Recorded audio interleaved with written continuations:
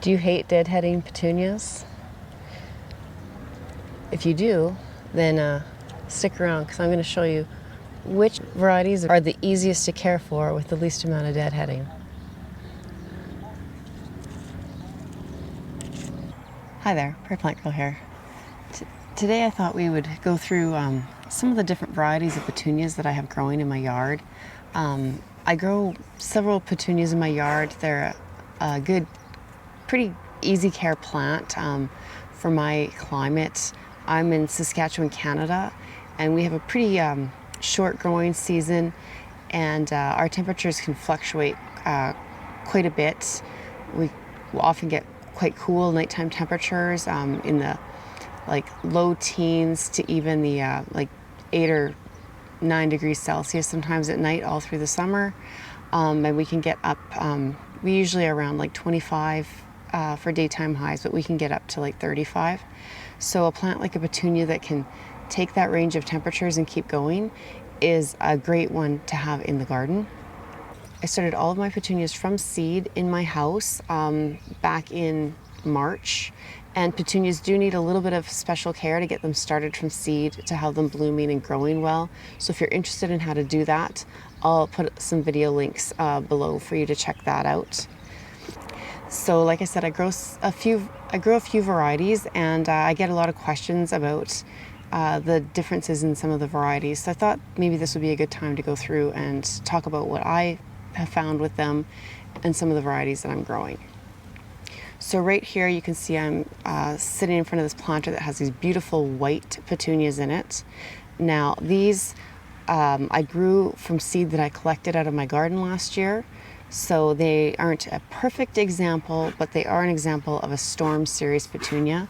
And they do seem to be behaving very much like any storm series petunias I've grown in the past. The only difference is the coloring isn't perfect in all of them for the white storm that they were collected from. So you'll see as I go through my garden, I'll show you some examples where some of them are splotched with other colors. But this is white storm. This is a Grandiflora type petunia. It's a very nice petunia, nice large flowers. They get quite large, so they fill a space quickly. I find with the Grandifloras that partway through the summer, at least once, I like to come through and just cut them back because they'll get a little bit leggy, and that'll just refresh them and give them that tighter, more compact look. Another thing with Grandifloras is they need to be deadheaded. So I don't know how well you can see in here, but there's lots of dead flowers in here. So I need to come through and pinch those out to help it continue to bloom prolifically and look nice.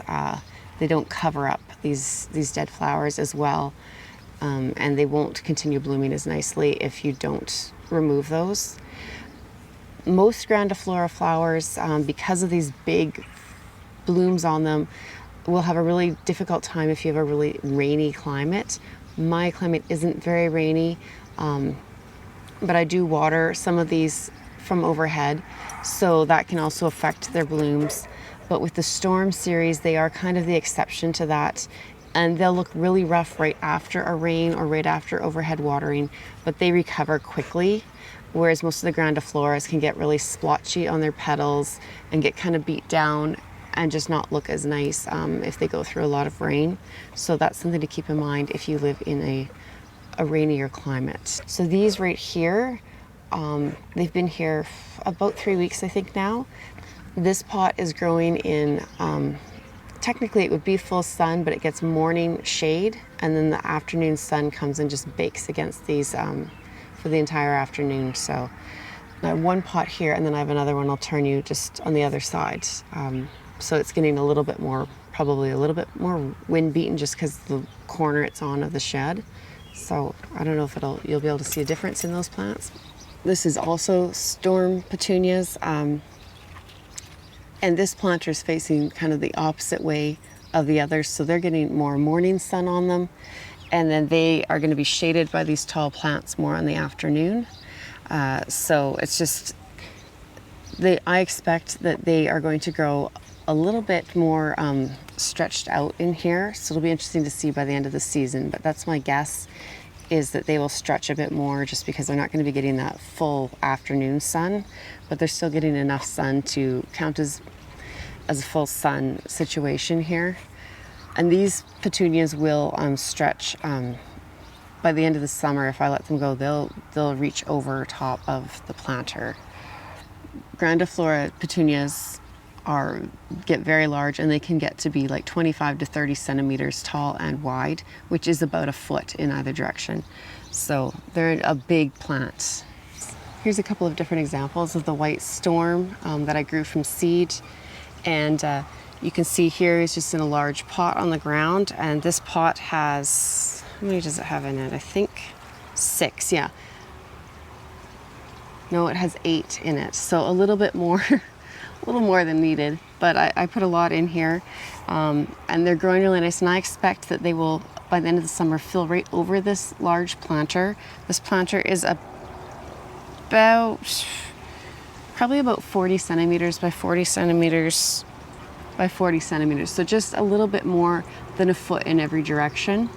And I expect it will fill the plants will fill right over this container, right down to the ground by the end of the summer. That's my hope, is just to have kind of a ball of these white petunias here.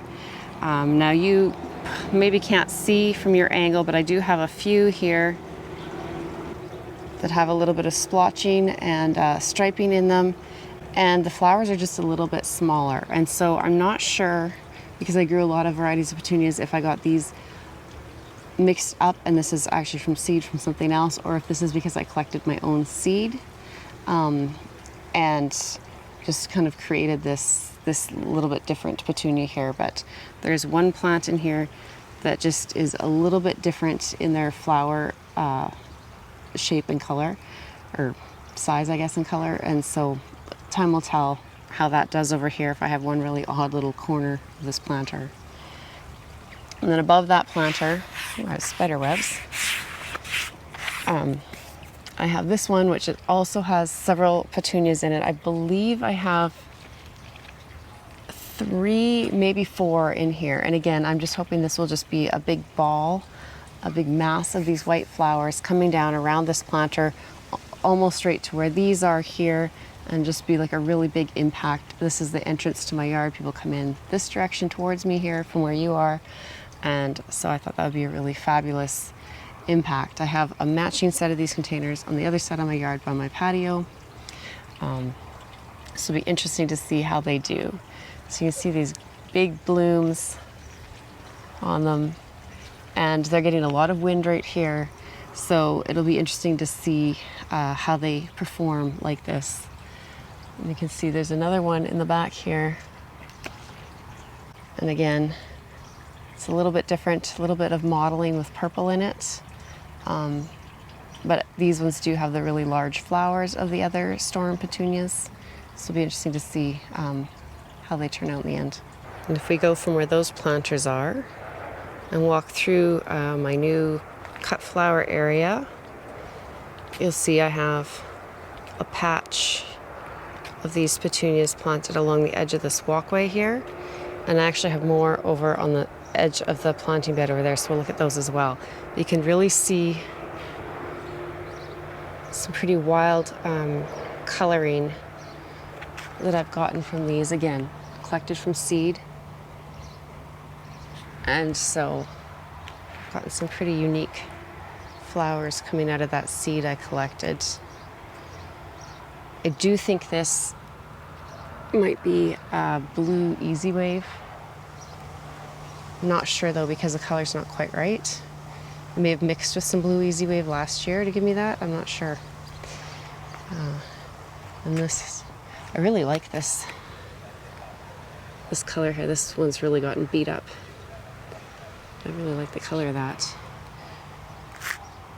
Here's a good example of what can happen to these Grandiflora Petunias when they get wet. And you see the mottling on it. So the whites can be very susceptible to that. But usually the storm petunias aren't bothered as much. This one flower here Seems to have taken a beating. I expect these flowers will really fill in this space here and might even take over a little bit. Might have to keep them trimmed off the walkway. So these petunias planted in the ground get sun pretty much all day. Here you can really see how much this plant could use some deadheading. So I need to go through and deadhead these. Then I have them in a few different just containers.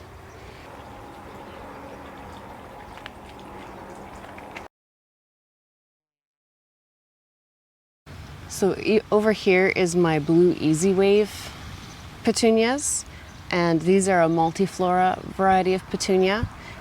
The flowers on the Multiflora are quite a bit smaller than the Grandiflora. There's the difference in the two sizes there. But because they're smaller, they hold their shape better. They aren't beat up by the weather as badly. And these aren't supposed to need deadheading as much as the rest. And so you don't have to deadhead these, but I find they look nicer if you do go through and deadhead them. But they'll keep blooming and flowering nicely for you, even if you don't pull the spent blooms off. Now the Easy Blue Wave variety, as with most wave varieties, gets very large. So I have these planted way closer than I need to, but being that I have a shorter season, I like to kind of group them a little bit closer in case they don't quite reach their full potential. So these will mound up about 15 to 30 centimeters or 6 inches to a foot in height, but they'll spread out like around 150 centimeters, which I think is right around, is that around 5 feet, something like that. So they will take up a massive amount of space. I think the wave petunias are a great petunia to have in your landscape if you want them to really spread out. And in fact, that's where most of my wave petunias went, is I take care of a commercial property and I put them in that landscape there to spread. And they can take very little care. They like to, most petunias need quite a bit of fertilizer, like every 2 weeks. Should be going in with a high phosphorus fertilizer.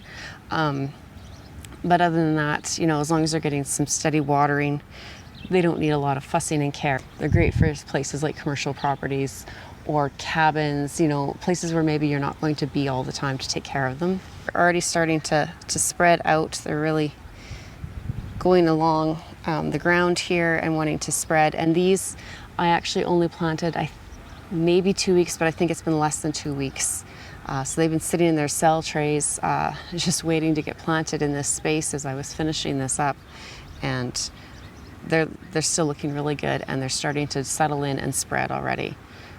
These shockwave deep purple petunias are part of the Milliflora family of petunias, and that's these really deep colored petunias in this planter. I do have a few other varieties in here, but these have a slightly smaller flower than the wave petunias, but they also have just a lot of flowers covering the plant, and they do not need to be deadheaded. They'll grow very well without being deadheaded and continue to put flowers off of many different growing tips of the plant.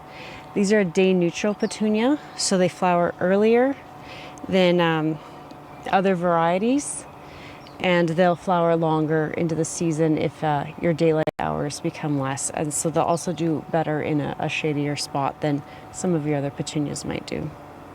These are just absolutely covered in their flowers, and they started blooming about 2 weeks earlier than all of my other petunias. Even the ones that were planted out in these baskets. I have another basket of petunias that's a different variety that was planted at the same time as these, and these bloomed much earlier.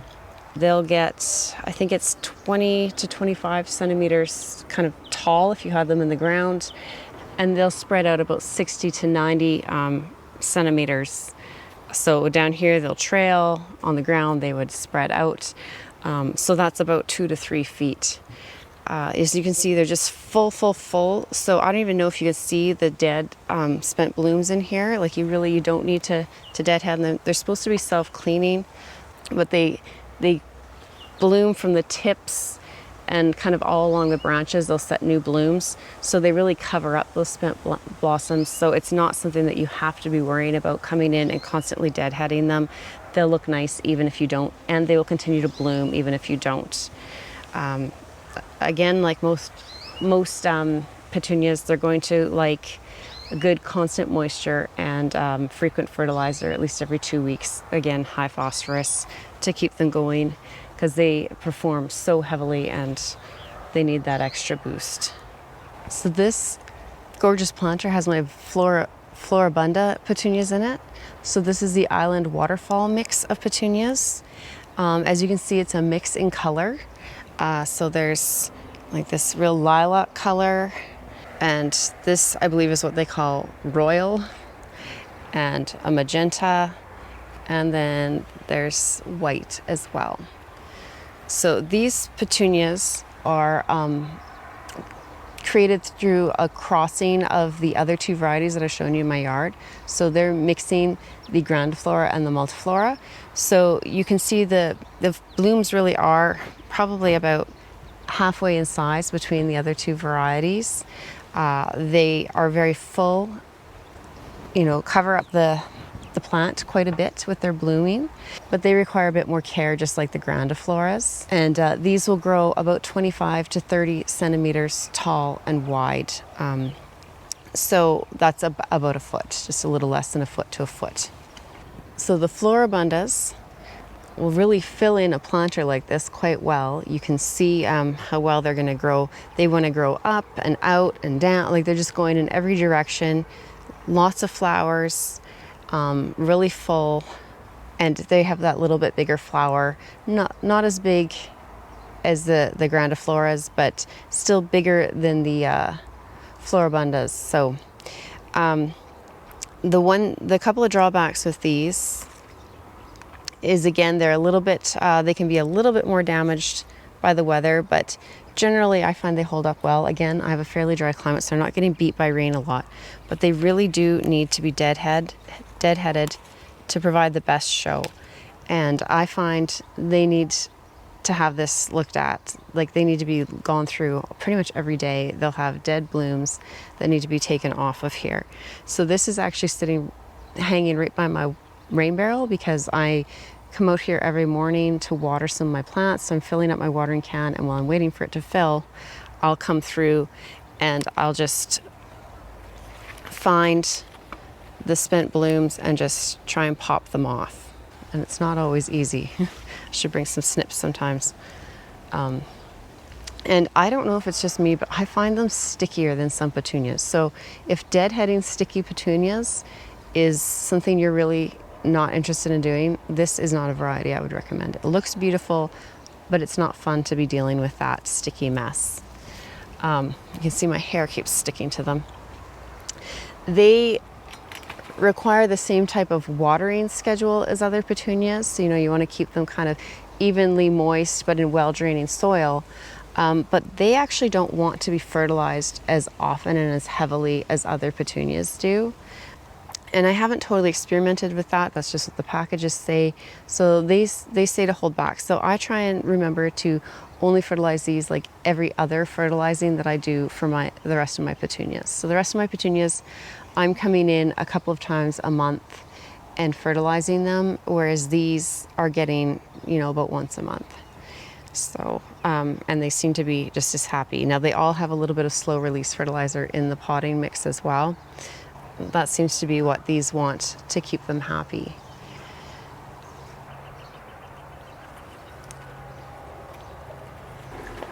I also have the Island Waterfall mix growing in these hanging baskets along my deck. I think in another video I had accidentally said that these were the Blue Easy Wave, but as they've grown, because I can't find the tag of what I'd put in here, as they've grown, they're definitely the Island Waterfall mix in the way they're growing. They're growing out, and it's that mixture of colors that the Island Waterfall mix is. So I'm pretty sure that's what I have in here. And they do need a lot of deadheading on these containers as well.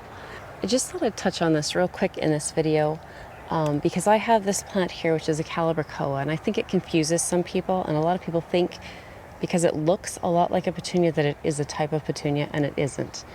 And it requires just a little bit different care. It requires a little bit drier soil than petunias do.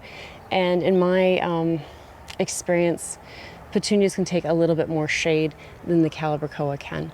So if you've ever wondered, or tried to grow the two of them together and wondered why sometimes it doesn't work, that could be part of it. But these are just calibrachoa I've grown from seed, so I can't tell you the variety, but this is lobelia, so the plant that you're seeing the most in here is lobelia, but the calibrachoa that looks kind of like the petunia here, these are not petunias. Just a side note for anyone who's interested in that. Thanks for coming to have a look at the petunias with me, and hopefully you learned a little bit of something about some of the different varieties, and maybe it helped you to decide which petunia varieties would be best for your yard and your situation. I do have some other petunias planted in other containers.